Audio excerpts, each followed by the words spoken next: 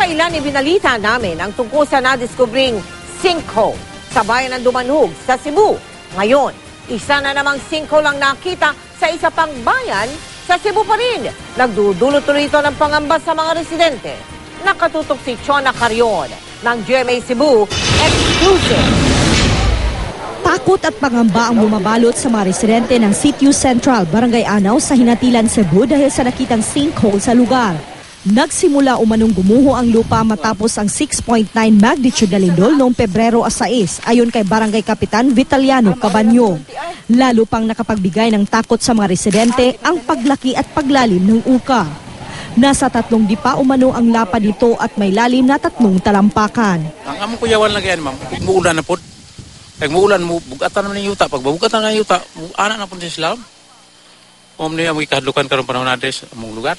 Ang lugar ay taniman ng mais at dito rin dumadaan ang mga residente at mga estudyante sa Anaw Primary School na nasa itaas na bahagi ng gumuhong lupa.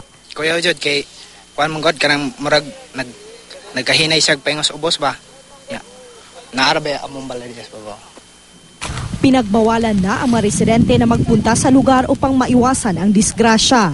Nanawagan din ang mga lokal na opisyal na masuri ang lugar ng Mines and Geosciences Bureau. Sa pagkakaroon, amo lang sa ning i-coordinate ni Kapitan nga dili sa damo ni paagian dire. Ug mahimo iyan ni siyang pise i-cordon ba.